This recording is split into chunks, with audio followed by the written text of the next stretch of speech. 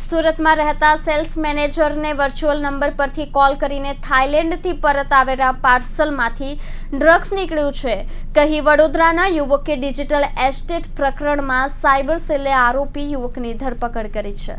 Cells મેનેજરને virtual number પરથી call કરી થાઇલેન્ડથી પરત આવેલા પાર્સલમાંથી ડ્રગ્સ નીકળ્યું છે એવો દમ મારી સુરતના યુવક સાથે 28.5 કલાક ડિજિટલ એરેસ્ટ પ્રકરણમાં સાયબર સેલે વડોદરાના યુવકની ધરપકડ કરી હતી। નવાગામ ડિંડોલી ખાતે રહેતા 55 વર્ષીય સુદીપ મિશ્રા ઉધનાની કલર કંપનીના સેલ્સ મેનેજર છે। મિશ્રાના મોબાઈલ પર ઇન્ટરનેશનલ નંબર પરથી ફોન આવ્યો હતો। કોલ કરનારે મુંબઈ કસ્ટમરમાં એક પાર્સલ પડેલું છે અને તે પાર્સલને તમે મુંબઈથી થાઇલેન્ડના એડ્રેસ પર મોકલ્યું હતું અને રિટર્ન આવ્યું છે।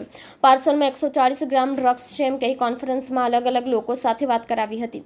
જેઓએ પોતાની ઓળખ પીઆઈ, એસીપી, ડીસીપી તરીકે આપી ડ્રગ્સના કેસમાં તમારી ધરપકડ થશે એવો ડર બતાવ્યો હતો। મિશ્રાએ કોઈ પાર્સલ મોકલ્યું ન હોવા છતાં ઠગબાજોએ પોલીસ ઓફિસના નામે દમદાટી આપી સ્કાઇપ એપ ડાઉનલોડ કરાવવા કહેવાયું હતું। જો કે એપ ડાઉનલોડ થતી ન હોય ટેલિગ્રામ પર વિડીયો કોલ કરાયો હતો જે કોલ 28 કલાક ચાલ્યો હતો। ઠગબાજોએ જ્યાં સુધી ઇન્ક્વાયરી ચાલે છે ત્યાં સુધી તમે ભારત છોડી વિદેશ જઈ શકશો નહીં, ઘરની બહાર નીકળી શકશો નહીં, કોઈને મળી શકશો નહીં એમ કહી ચાલુ વિડીયો કોલમાં બેંકમાં મોકલી એકાઉન્ટમાં રૂપિયા 9 લાખ ટ્રાન્સફર કરાવી લીધા હતા। ઠગાઈનો ભોગ બનેલા મિશ્રાએ સાયબર સેલમાં ફરિયાદ આપી હતી। આ ગુનામાં સાયબર સેલે વડોદરાથી ટેકનિકલ સર્વેલન્સની મદદથી 26 વર્ષીય ઝહીર હુસેન સૈયદની સુરત પોલીસે ધરપકડ કરી હતી। ઠગબાજોએ ઉપયોગમાં લીધેલું આઈજીબીઆઈ બેંકનું એકાઉન્ટ ઝહીરે રૂપિયા 10,000ના કમિશન પર આપ્યું હતું। કેમેરામેન હકીમ શેખ સાથે વસીમ હાસમીનો રિપોર્ટ, આઝાદ ન્યૂઝ, સુરત।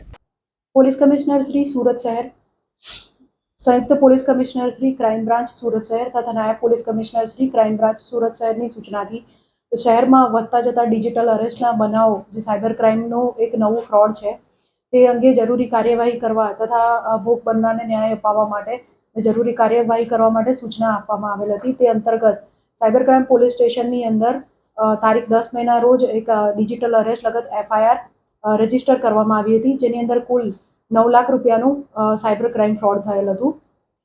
સદર ગુનાની અંદર ફરિયાદી અને તારીખ 8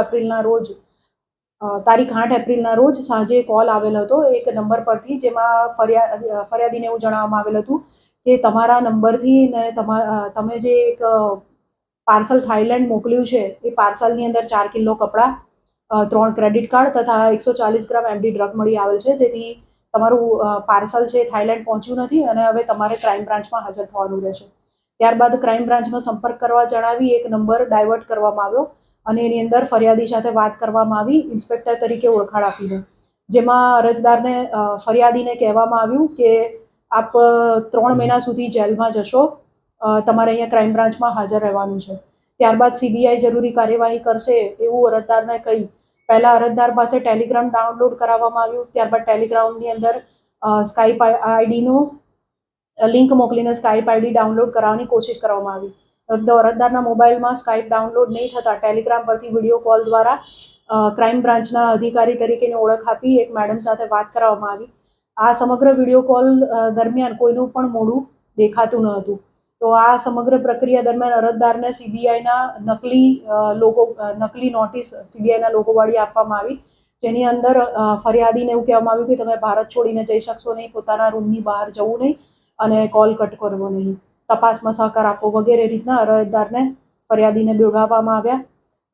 એક દિવસ વિડીયો કોલ એ રાત ચાલુ રહ્યો અને ત્યારબાદ બીજા દિવસે અરજદારને તેઓ જેન્યુઇન પર્સન છે કે નહીં એ ચેક કરવા માટે એમને બેંકમાં મોકલવામાં આવ્યા વિડીયો કોલ ચાલુ રાખીને અને ફરિયાદી પાસેથી તેમના બેંકની અંદર માત્ર 15,000 રૂપિયા બાકી રાખીને તમામ બેલેન્સ તેઓ દ્વારા જે એક સિક્રેટ બેંક નંબર આપવામાં આવે એકાઉન્ટ નંબર તેની અંદર ટ્રાન્સફર કરવામાં આવ્યું જેમાં અરજદારે 9 લાખ રૂપિયા જેટલી મોટી રકમને ટ્રાન્સફર કર્યું હતું। ત્યારબાદ અરજદારને ફરિયાદીને કહેવામાં આવ્યું કે તમે ઘેર જાઓ અને કોઈની સાથે સંપર્ક હાલ રાખશો નહીં અને દર 2 કલાકે આર યુ સેફ મેસેજ આવે તો તેનો રિપ્લાય કરવો। તારીખ 9ના રોજ પૈસા ટ્રાન્સફર કર્યા પછી પણ અરજદારને આ રીતે વિડીયો કોલ ચાલુ રાખવામાં આવ્યો હતો અને ત્યારબાદ તારીખ 10ના રોજ આખી ચેટ ડિલીટ થતા અને બીજી કાર્યવાહી કરવાનું અરજદારને ધ્યાનમાં આવ્યું કે પોતાની સાથે સાયબર ક્રાઇમ ફ્રોડ થયો છે અને એ રીતે તેઓ અહીંયા સાયબર ક્રાઇમ પોલીસ સ્ટેશનનો સંપર્ક સાધતા એફઆઈઆર નોંધવામાં આવી છે।